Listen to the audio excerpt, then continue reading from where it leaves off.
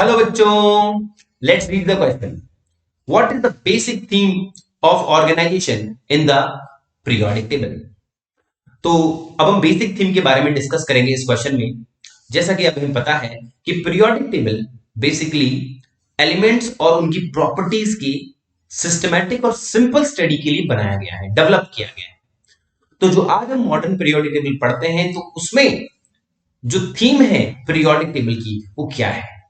तो जैसे कि हम उसमें देखते हैं, पीरियोडिक टेबल में हॉरिजॉन्टल लाइंस और वर्टिकल लाइंस बनी हुई हैं. जिन हॉरिजॉन्टल लाइंस को हम पीरियड्स कहते हैं और वर्टिकल लाइंस को हम ग्रुप्स बोलते हैं. तो पीरियोडिक टेबल की बेसिक थीम क्या है कि उसको पीरियड्स और ग्रुप्स में डिवाइड किया गया है और उसमें ग्रुप्स, जो सेम ग्रुप के एलिमेंट्स होते हैं, उनकी प्रॉपर्टीज क्या होती हैं? सेम होती हैं. तो हम इसके आंसर को कैसे लिखेंगे? Let's see.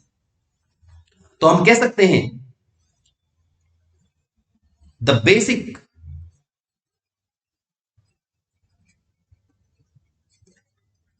theme of organization of elements in the periodic table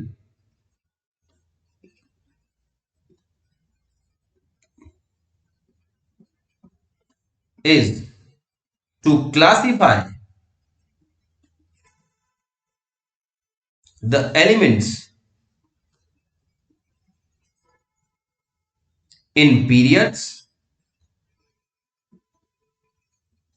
and groups.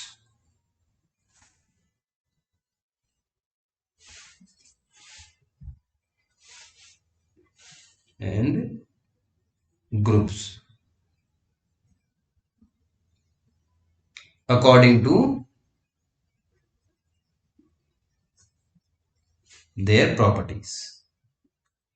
तो हम पीरियोडिक टेबल में एलिमेंट्स को इस तरीके से पीरियड्स में और ग्रुप्स में क्लासिफाई करते हैं. ठीक है. And this arrangement makes this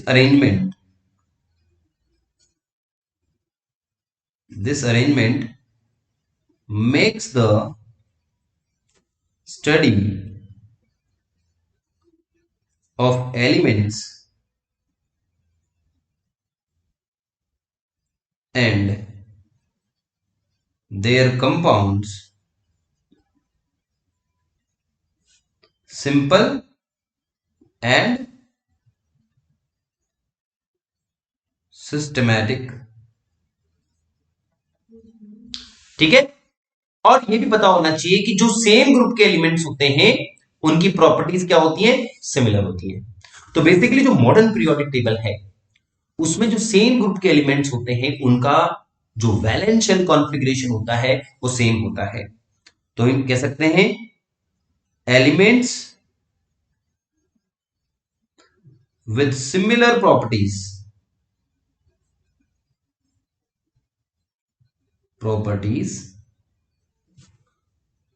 are placed in the same group. जो सेम मिलर प्रॉपर्टी वाले जो एलिमेंट्स हैं, उनको सेम ग्रुप में रखा गया है. And they have same valence shell configuration, और उनका जो वैलेंस शेल कॉन्फ़िगरेशन है वो सेम होता है. ठीक है. This is the answer of this question. I hope आपको ये समझ में आया होगा. Thank you.